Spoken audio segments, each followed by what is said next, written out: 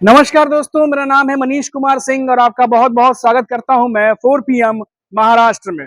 दोस्तों, आपको पता है कि मुंबई में विधानसभा की 36 सीटें हैं और इन 36 में से इस बार यूपीटी पक्ष 22 सीटों पर चुनाव लड़ने जा रहा है। जी हाँ, सूत्रों से खबर मिल रही है उसके अनुसार यूपीटी पक्ष मुंबई में 22 सीटों पर अपने उम्मीदवार उतार सकता है। आपको बता दें कि मुंबई में 5 स्टार होटल में एनडीए गठबंधन के नेताओं की लगातार बैठक चल रही है। सीट शेयरिंग के फॉर्मूले पर चर्चा हो रही है और ऐसे में खबर है कि अब यूपीटी पक्ष यानी कि उद्धव ठाकरे की शिवसेना जो है वो 22 सीटों पर मुंबई में चुनाव लड़ सकती है। और इसका कारण यह है कि जब बैठक में बातचीत हो रही है कि कौन सी सीट किस पार्टी को जाएगी, तो वहां से जीतने की उम्मीदों पर चर्चा हो रही है। तमाम एनालिटिकल जो है वो निकाले जा रहे हैं, एनालिसिस की जा रही है।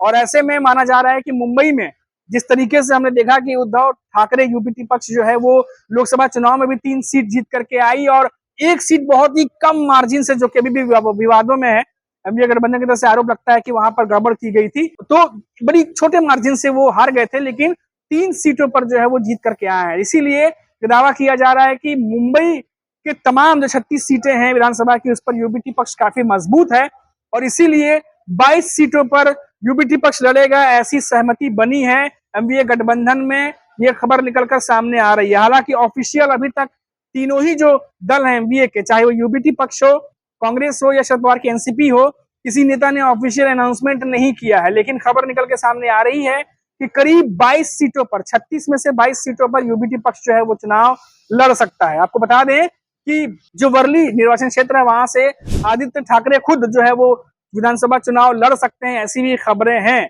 तो ये देखिए, एक बड़ी खबर निकल के सामने आ रही है और एक कुछ नेताओं के नाम भी सामने आए हैं जो किस किस विधानसभा सीट से लड़ सकते हैं, उनके नाम भी सामने आए हैं, लेकिन अभी तक ऑफिशियल जो है उसे नहीं किया गया। संभावित नाम है और संभावित सीट जो बताई जा रही है कि 22 सीटों तक जो है यूपीटी पक्ष चुनाव लड़ सकता है। अगर ऐसा होता है तो ये महायुति के लिए बहुत बड़ी चुनौती होगी, क्योंकि अगर आप लोकसभा चुनाव जो हाल ही में भी संपन्न हुए थे उसके रिजल्ट आप देखिए, तो 6 में से 3 जो है यूपीटी पक्ष लेके गया और एक एक जो सीट थी जो बहुत ही कम मार्जिन से अमोल कीर्तिकर हारे थे, वो अभी भी विवादों में है, तो बहुत ही कम मार्जिन रहा था। तो मुंबई से यूपीटी पक्ष काफी मजबूत है और वो इस बार की विधानसभा सीट पे अगर 36 में से 22 जगहों से अपने उम्मीदवार उतारते हैं, तो जाहिर सी बात है महायुति के लिए बहुत दिक्कत हो सकती है।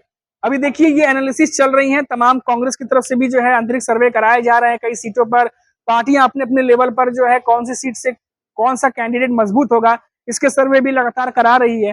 और इन सब के बीच ये जो खबर निकल कर सामने आ रही है, ये सच में एक बहुत बड़ी खबर है, क्योंकि सीट शेयरिंग को लेकर के अभी भी एनडीए गठबंधन और एनडीए गठबंधन की तरफ से कुछ भी पुख्ते तौर पर सामने नहीं आया, लेकिन दोनों ही गठबंधनों के जो कह सकते हैं बैठकें वो लगातार चल रही हैं और बैठकों में सिर्फ ये खबरें निकल के सामने आ रही है कि इतनी सीटों पर सहमति बनी है, इतनी सीटों पर नहीं बनी है, लेकिन कौन कहां से खड़ा होगा, कौन से कैंडिडेट होंगे, इसको लेकर के अभी भी नाम सामने नहीं आया है। और ऐसे में ये खबर बहुत ही अहम हो जाती है।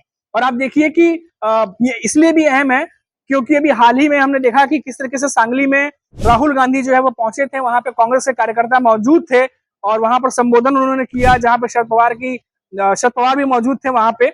और लगातार मीडिया में ये खबरें उठ रही थी कि क्या उद्धव ठाकरे नाराज हो गए हैं, क्यों उद्धव ठाकरे वहां नहीं पहुंचे, क्यों इस कार्यक्रम को उन्होंने अटेंड नहीं किया, क्योंकि वहां खुद राहुल गांधी भी मौजूद थे, मल्लिकार्जुन खड़गे मौजूद थे, शरद पवार मौजूद थे। तो कई सारे पब्लिकेशन में ये जो खबरें बनी है कि क्या कहीं नाराज तो नहीं हो गए हैं, क्योंकि बार बार वो सीएम फेस का चेहरा जो है वो बनाने के लिए वो अपने सहयोगी दलों से कह रहे थे, लेकिन कांग्रेस जो है वो कह रही है कि चुनाव के बाद तय किया जाएगा।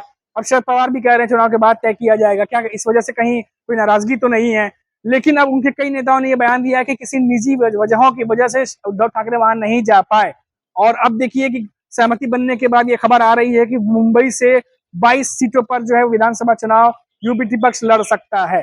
तो ये अपने आप में चीजें चल रही हैं, हालांकि कई सारे अफवाहें, कई सारी अटकलें और कई सारे जो है कह सकते हैं चीजें चलती रहेंगी। अभी क्योंकि जैसे जैसे चुनाव नजदीक आएगा बहुत सारे बयान आएंगे जिससे अटकलें तेज की जाएंगी। जैसे हाल ही में मैंने बताया अभी कि राहुल गांधी आए थे तो उद्धव ठाकरे वहां नहीं गए, तो कई सारी चीजें शुरू हो गई फिर वापस से। लेकिन अब कुछ नेताओं का, जो यूपीटी पक्ष के नेताओं का कहना है कि किसी निजी वजहों के कारण की वजह से वो वहां नहीं जा पाए और कोई नाराजगी वाली बात जो है इसमें है नहीं।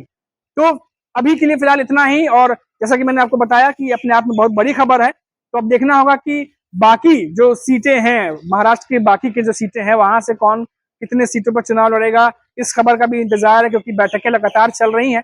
अब इंतजार इस बात का है कि पहले एनडीए गठबंधन की तरफ से खबर आती है या पहले एमडीए गठबंधन की तरफ से खबर आती है, ये देखना दिलचस्प है कौन कितने सीटों पर चुनाव लड़ने जा रहा है। फिलहाल अभी के लिए इतना ही, फिर लौटेंगे तो बात करेंगे महाराष्ट्र की किसी बड़ी खबर पर। तब तक के लिए मुझे इजाजत दीजिए, नमस्कार।